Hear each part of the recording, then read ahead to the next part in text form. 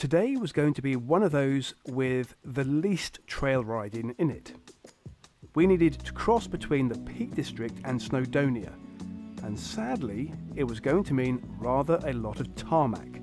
We were taking it easy as the wet roads were treacherous, as some poor fella in his car found out.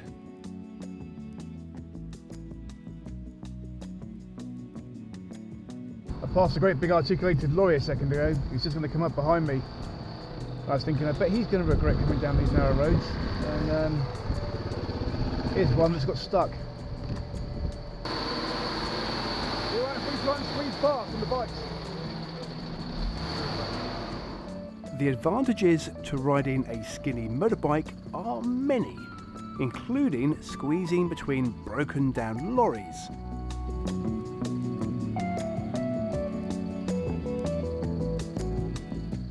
Despite it being a day of mostly tarmac, we still managed to find some lovely little trails, which was great until we spotted that Tom's rear tyre was wearing out and we needed to source a new one.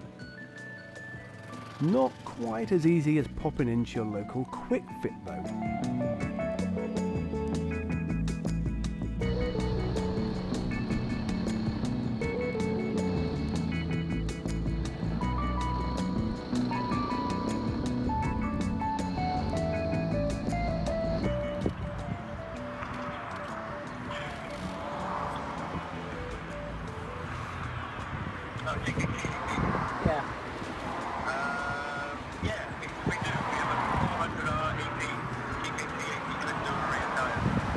Fantastic. We got ourselves a little lost on the way to our next night stop. Another friendly local to the rescue. Next time left and take on. Brilliant. Thank you very much. Not very far, only 1 mile. Oh, perfect. Thank you very much, buddy. Yeah. Have a good day. There's a reason why Tom and I are still sat in our full motorbike gear whilst in our accommodation tonight. They did advertise it as a step up from glamping.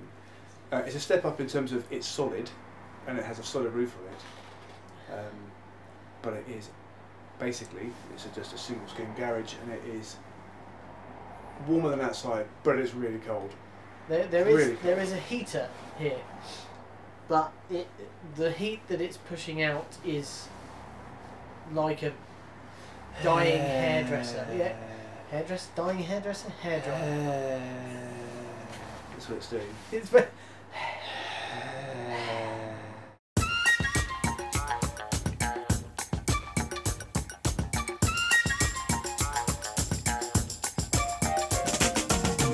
And once again we were off.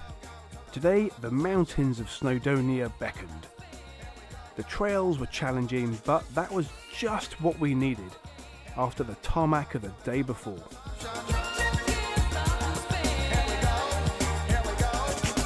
Me and Graham have travelled all over the world, up to Nordkap in the Arctic Circle, down through Africa. I've been to South Africa, I've been to India, Nepal, and you think that nothing in the UK is going to be able to beat the views that you see then, but I don't know. I think this is pretty up there with some amazing views, and it's great because this isn't a view you would see if you were taking a normal road. It's only through the trails that we're finding these views, and it's just spectacular. So away we roll, literally. This is the most environmentally friendly riding we've done. Well, that's the thing with riding these kind of things. It's really important to, you know, this is where the sheep live, we're just passing through. Yeah. And if a mummy's just had a baby, doesn't matter whether it's human or animal, they probably want a bit of peace and quiet. Yeah. It's not fair of us to go charging past, especially as it's nice downhill and easy for us just to roll out the way so it's not going to scare the baby. The further we got into Snowdonia, the more remote it became. We absolutely loved it. Last thing we expected to see on a trail like this was a construction of sleepers to try and make a surface to drive across and ride across. So as you can see there, they just put sleepers across the trail, which I guess means it's very boggy underneath. This is slippery, off camber, broken in many places. And actually, once we get up here, it's not all that long. Kind of reminds me of a slightly safer broken bridge. After all that was incredibly easy. Every now and then, something you think is going to be tricky is just as simple as ABC.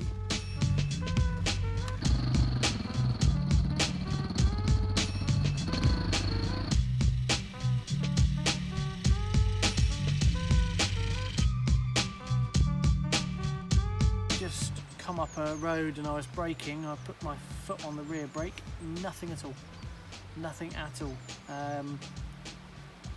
So that's a problem, obviously, because I've got no rear brake at all now.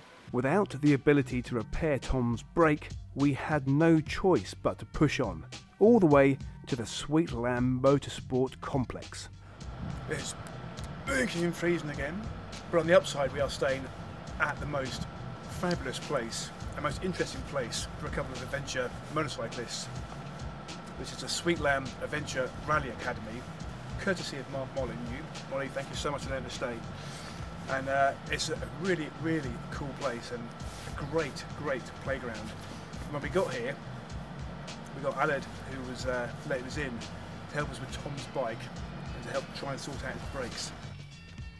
That looks like it's been binding to me. Yeah, that's binding That's on. glazed, isn't it? Yeah. So what do we think was wrong with it? The rider. No, come on! All Tom's fault. Yeah, heavy foot. This is so hard. It's those big feet of yours, that's what the problem is. The Rally Sport Complex was just a pure playground. And what should you do in a playground? You should play, of course. For us, this place is fascinating because of its adventure riding academy, but it is steeped actually in World Rally Championship history, and it's a testing ground where World Rally Championship WRC teams have been coming for years and years.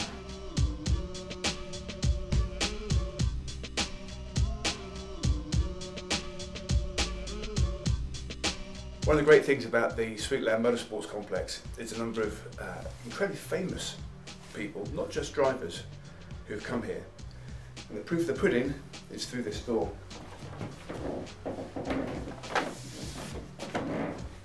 So all the famous people have actually signed this wall. So let me just pick out a few. So for the World Rally Championship, WRC, it's Marcus Grenholm down there.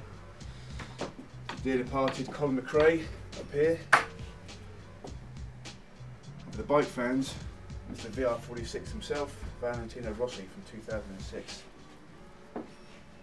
And of course there's loads of other ones there as well. So we were very lucky tonight. Well, I was very lucky because I didn't want to sleep in a tent and get cold again. So we gave a guy we know, Mark Molyneux, a call and asked whether we could stay in his riding school. So he has an adventure riding school here. Yeah, yeah.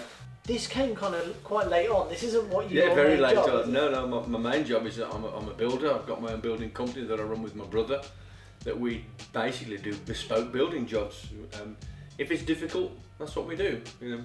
And you've actually done a couple of grand design. Yeah, we've done 2 grand design jobs that have been about. I love the job. You know, I love my building job. It was a family business. I worked with my dad since I was 14 years old.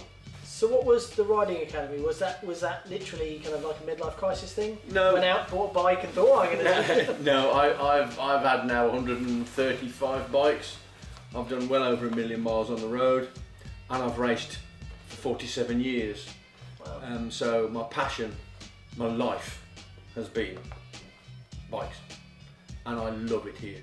And it's brilliant actually because the Trans-European Trail, the one we're following, goes just right past you. It's right down the corner. Yeah. And that's why we do trail rides from here as well. So we've got our adventure bike trail ride routes, which you can do on standard tyres. It's not good. It's not got to be hard to be enjoyable. Yeah. It's got to be enjoyable to be enjoyable. That's the thing. So, for the first time in a few days, we were sleeping in the warmth, and in the same room that had been graced by the likes of Colin McRae and Valentino Rossi. What was not to like?